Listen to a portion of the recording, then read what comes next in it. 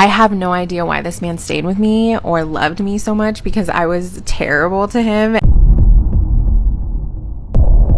What is the most awful thing a man has ever done to me post-breakup, but also the most romantic? I'm about to tell you. I dated this man for a year, 9 years ago, and still to this day, he is the best boyfriend I have ever had.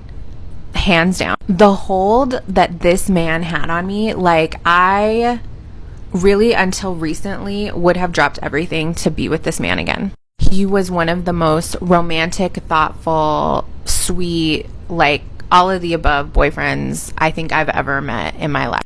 On his days off, if I was working, he would come to my work, grab my car, like, wash it, clean it, fill up the tank, and then bring it back.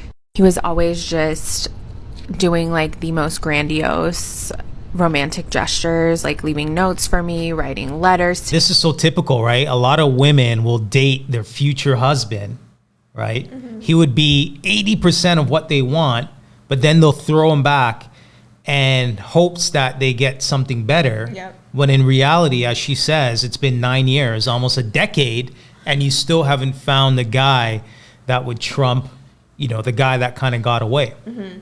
Like, at that point, though, you should kind of, like, you should let it go and move on and just understand, like, okay, these are some good things about him that I could look for in somebody else. And I'm assuming she already tried going back and, like, talking with him, because if she feels this strongly for him, mm-hmm. I'm assuming he just doesn't want her anymore, and it's been too long now. Do you know what I mean? So now it's time to let it go and move on with your life. And that's the thing, though. She thinks that this is the only guy out there that would do these things for her. There are other guys who are very caring and giving and who are generous and want to, like, have a long, happy life with women, right? She could find those guys, but she's just being too picky, I think. Yeah, it could be that she's also comparing those guys, or the one that she's in love with, like, to the guy that she's in love with. Mm-hmm. And it seems like she pair bonded with that guy 10 years ago. Yeah. Right? So even if she finds the perfect guy, she's still connected to that guy. Yeah. And, you know, again, that's the guy that got away. She should have ultimately stayed with him and potentially gotten married versus playing the field. Yeah. Because now she's dating 10 years worth of guys, riding the CC, you know, jumping from stick to stick. Giving thoughtful gifts, like the absolute most, like, just worshipped the ground I walked on. And I am being 100% honest when I say I totally took it for granted.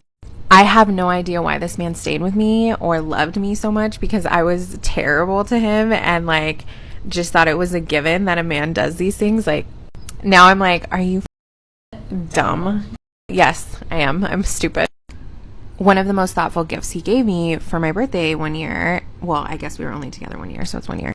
Anyways, the most thoughtful gift he ever gave me was, like, an Eiffel Tower themed gift. The reason this is important is because I have collected Eiffel Towers, like, my entire life. I know it sounds so cheesy and corny and, like, don't come for me, it's chuggy as hell, but I swear there's a reason. It's not just because I'm corny, I swear to God. Anyways, he gets me this gift. It's so sweet. I, like, basically cry when he gives it to me. Like, honestly, the most thoughtful gift I've ever gotten. We break up, like, 6 or 7 months later. The breakup was absolute hell. Like, we were so tumultuous. We kept trying to get back together. We kept hooking up. Like, it was just, like, it was first love type shit where it was just, like, extra toxic. Who's the toxic one in this situation? Her. That's why she's sad. Like, right. So I think what happened was he put her on a pedestal, and ultimately she was looking at him as a fan. I can see where you would come from that, but also I think if he did it with the right girl, it would have turned out very well for him at the same time. So I think he just did the right things with the wrong girl, in my opinion. Because again, all the gestures that he was doing, very thoughtful, very caring. Like, he was doing the best that he could in the relationship to, like, make her happy and whatnot, right? And I think if the girl was also appreciative of him, and then knowing that, like, not every guy's going to be doing this for you. You know what I'm saying?